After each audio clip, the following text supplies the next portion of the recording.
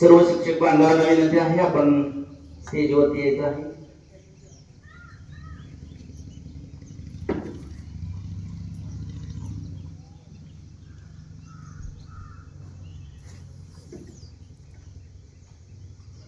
भारत आपला हा प्राचीन संस्कृतीपैकी, जगातल्या जेवढ्या प्राचीन संस्कृती आहेत त्या प्राचीन संस्कृतीपैकी एक महान अशी संस्कृती असलेला भारत देश आहे. या भारतामध्ये अनेक साधू ऋषीमुनी होऊन गेलेले आहेत आणि या साधूंनी आणि ऋषीमुनींनी अनेक आजार या योगाच्या अभ्यासातून दूर केलेले आहेत आणि दूर करण्याचं काम त्यांनी केलेलं आहे. आणि त्यानंतर हळूहळू जगाला पटलं हे आणि जगातील सर्व राष्ट्र भारतामध्ये अभ्यास करण्यासाठी योगाचा आलेली होती. आणि त्यानंतर या योगाचं महत्व या संयुक्त राष्ट्र संघटनेमध्ये आपल्या भारतानं पटवून दिलं आणि या ठिकाणी 11 डिसेंबर 2014 रोजी या ठिकाणी योगाला मान्यता दिली. आणि त्यानंतर पुढं 21 जून 2015 पासून राष्ट्रीय योग दिन म्हणून साजरा करायला सुरुवात केली. आज 21 जून 2025 राष्ट्रीय योगा दिन आहे आणि या योगा दिनाच्या निमित्तानं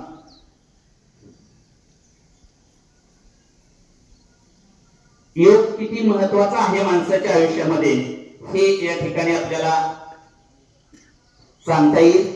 योगामुळं आपल्या माणसाचं मन, शरीर आणि अनेक आजार दूर करण्याचं काम योगा केल्यानं होतं हे या ठिकाणी जगाला पटलेलं आहे. आणि त्यामुळं जगामध्ये योग करून अनेक माणसं अनेक आजारापासून मुक्त झालेली आपल्याला पाहावयास मिळतात. आणि त्यामुळं माणसाच्या शरीरातील जे आजार आहेत ते दूर राहतात. त्याचबरोबर माणसाची जी बुद्धी आहे ती तल्लख होते. माणूस दिवसभर योग केल्यानं फ्रेश राहतो. अशा पद्धतीनं या योगाचं महत्व आहे. त्याचबरोबर 21 जूनच का निवडला तर सूर्याची 2 स्थिती आहेत, एक उत्तरायण आणि दुसरं दक्षिणायन. आज 21 जून सगळ्यात मोठा वर्षातला दिवस आहे आणि या दिवशी सूर्याचं उत्तरायण संपून दक्षिणायन सुरू होतं. आणि या वेळेला निसर्गामध्ये असणारे अनेक जीवजंतूंचा या ठिकाणी उगम व्हायला सुरुवात होते. कारण सूर्याची जी तीव्रता आहे ती सूर्याची तीव्रता आता कमी व्हायला लागलेली आहे.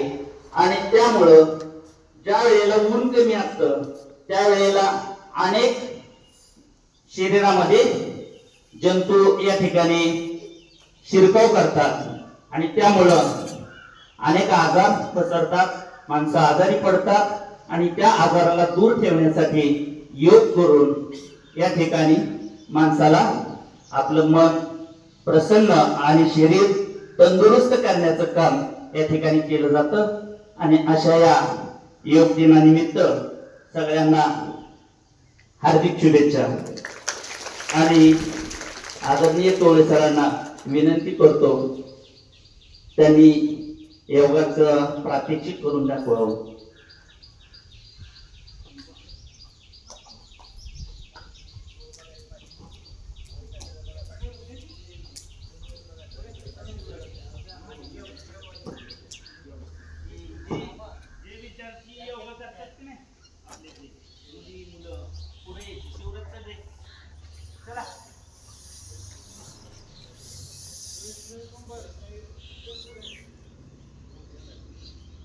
अरे नाव नाही घ्यायला लावायची रीती आली का? तुझी मैत्रीण कोण आहे? चला चला जे जे आहेत ते सगळं पटकन गेल्या वर्षीचे विद्यार्थी.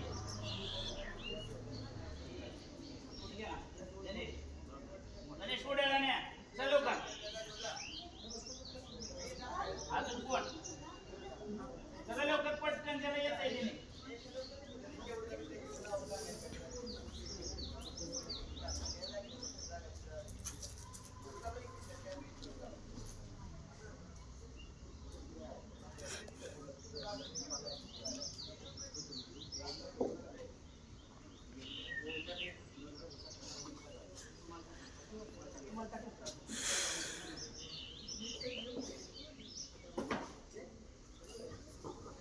Stand up.